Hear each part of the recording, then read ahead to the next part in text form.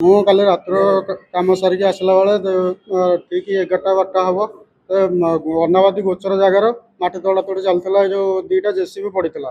JCB ପଡିଥିବାରୁ ମୁଁ ଯାଇକି JCB ଅପରେଟରକୁ ପଚାରିଲି ଏଠି ଜେସିବି କ'ଣ ହଉଛି, ତୋଡ଼ା ତୋଡ଼ି କାହିଁକି ହଉଛି ଅନାବାଦୀ ଗୋଚର ଜାଗା। ସେ କହିବାରୁ ସେ କହିଲେ ମୋ ମାଲିକ କହିଛି ଏଠି ତାଡ଼ିବୁ, ଆମର କେହି କିଛି କରିପାରିବେନି। ତାପରେ ସେଠି କହିଛି, ତାପରେ ତାଙ୍କ ମାଲିକ ଆସୁ ଆମର ବୁଝାବୁଝି ହବ କହିକିନା ମାଲିକ ସେଇଠୁ ପଡ଼ିଆରେ ବସିଥିଲେ, ମଦପାନ କରୁଥିଲେ ବୋଧେ। ସେ ଦି ଭାଇ ତାଙ୍କର ଦୌଡ଼ିକି ଆସିକି ମତେ ଡାଇରେକ୍ଟ ମା ଭଉଣୀ ନେଇକି ଶୋଧିବା ସହିତ ମୋ ଜାତୀୟନ ଆକ୍ଷେପ ଦେଇକିନା ଶଳା ଛୋଟ ଲୋକ ଏମିତି ସବୁ ଦୁନିଆ କଥା କହିକିନା ମତେ ମୋ ପ୍ରାଇଭେଟ ଜାଗାକୁ ଗୋଇଠା ମାରିବାରୁ ମୁଁ ନୋଉଟିକି ପଡ଼ିଲି। ନୋଉଟିକି ପଡ଼ିବାରୁ ତାପରେ ମୋ ପିଠିକି 4 ବିଧା ପକାଇବାରୁ ମୁଁ କହିଲି କ'ଣ ପାଇଁ ମାରୁଛ, ତୁମର କିଛି ଅଛି କାଗଜପତ୍ର ଅଛି ଏଠି ତାଡ଼ୁଛ। କହିଲେ ଆମର କିଛି ଥାଉ ନଥାଉ ତୁ କିଏ କହିବାକୁ, ଏମିତି ସବୁ ଯୁକ୍ତିତର୍କ ଦୁନିଆ କଲା ପରେ ତାପରେ କହିଲେ ନେକ୍ସଟ ଟାଇମ୍ ଯଦି ଦେଖା ହବୁ ଡାଇରେକ୍ଟ ତତେ ହାଣିକି ଫୋପାଡ଼ି ଦବୁ, ଏସବୁ କଥା କହିଲେ। ଜଗଦୀଶ ଆରଣ ଆଉ ତାଙ୍କ ଭାଇ ବାବୁ ଆରଣ। ସେ ମାଟି ବିକ୍ରି ହଉଛି, ମୁଁ ଖବର ପାଇବାରୁ ସେ ମାଟି ସବୁ ବିକ୍ରି ହଉଛି ବାହାରେ, ନାହିଁ ଲକ୍ଷ ଲକ୍ଷ ଟଙ୍କାରେ ବିକ୍ରି ହଉଛି। ତାପରେ ମାଟି ବେଶୀ ତଳକୁ ଗଲା ବେଳକୁ ମରମ ବାହାରୁଛି, ମରମ ବି ବୋଧେ ବିକ୍ରି ହଉଛି। ଗୋଟେ ଟାଇପର ଗୁଣ୍ଡା ଟାଇପର ଚଲେଇଛନ୍ତି ଆଉ ଏକ ଶାସନ ଆଉ ଯୋଉ ଦେଇଛି ସେମାନଙ୍କୁ ଡାକିଛନ୍ତି। ଡାକିଲା ପରେ ମୁଁ ଏଇଟା କେସ୍ ଫାଇଲ୍ କରିବାକୁ ଚାହୁଁଛି। ମୁଁ କାରଣ ମୋ ଗୋଟେ ଜିନିଷ ମତେ ମାରିବା ସହିତ ମୋ ଜାତିର ବହୁତ ଛୋଟ ବଡ଼ କରିକି କହିଛନ୍ତି। ମତେ ଆଜ୍ଞା ବହୁତ ବାଧିଛି।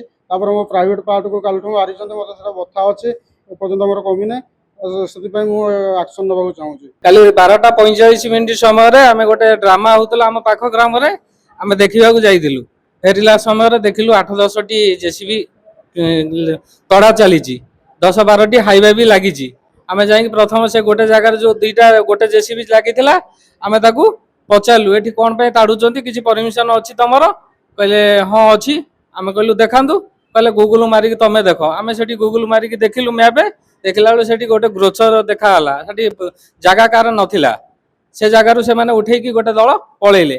ଆଉ ଗୋଟେ ଜାଗାରେ 3ଟା ଜେସିବି ଇଟାଚି ପଡ଼ିଥିଲା, ସେଠି ବି 7-8ଟା ହାଇୱା ପଡ଼ିଥିଲା। ସେଠି ଯେତିକି ଯାଇକି ଆମେ ପହଞ୍ଚିକି ପଚାରିଲୁ ହାଇୱା ଯୋଉମାନେ ଅପରେଟରଙ୍କୁ ଯେ ଏଠି ତାଡ଼ୁଛ ଯୋଉ କିଛି ପରମିଶନ ତମ ପାଖରେ ଅଛି? କହିଲେ ସେ ଆମ ମାଲିକ ଆମକୁ କହିଛନ୍ତି। ତମ ମାଲିକ କିଏ? ନାଇଁ ଜଗଦୀଶ ଆରଣ, ବାବୁ ଆରଣ।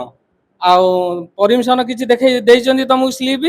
ନା ଆମକୁ କିଛି ଦେଇନାହାନ୍ତି, ତାଙ୍କୁ ଡାକନ୍ତୁ। ଆମେ ଏତିକି କହିବା ଭିତରେ ସେ ପାଖ ପଡ଼ିଆରେ ସେମାନେ ବସିକି ମଦ୍ୟପାନ କରୁଥିଲେ। ଆଉ ସାଙ୍ଗେ ସାଙ୍ଗେ ସେଠୁ ଉତ୍ତେକ୍ତ ହେଇକି ଆସିକି ଅଶାଳୀନ ଭାଷାରେ ଗୋଇଠା ମାରିଲେ। ମତେ ଗୋଟେ ଗୋଇଠା ମାରିଲେ, ମୁଁ ସେ ଖାଲରେ ପଡ଼ିଗନି, ମୋ ଗୋଡ଼ ମଚିକି ଗଲା। ଆଉ ଯଦି କୋଉଦିନ ଆସିଥିବ ତ ମୁଁ ହାଣିକି ପୁରା ଇଏ କରିଦମୁ। ଆଉ କରିକି ଇଏ କଲେ। ଆମର ମୋର ସାଥୀ ପ୍ରଫୁଲ୍ଲ ବି ଯାଇଥିଲା ମୋ ସାଙ୍ଗରେ, ତାକୁ ବି ଗୋଟେ ଗୋଇଠା ଟିକେ ପକେଇଲେ, ସେ ବି ଖାଲ ଉପରୁ ଗଡ଼ି ପଇଲା। ଆଉ ସେ ଯୋଉ ନିରାକର ଯାଇଥିଲା ତାକୁ ଜାତିଆ ନା ଇଏ କରି ଆମେ ନ୍ୟାୟ ଚାହୁଁଛୁ ଆଜ୍ଞା। ଏଟା ମାନେ ପ୍ରଶାସନ ଉପରେ ଆମର ବି ଭରସା ହଉନି।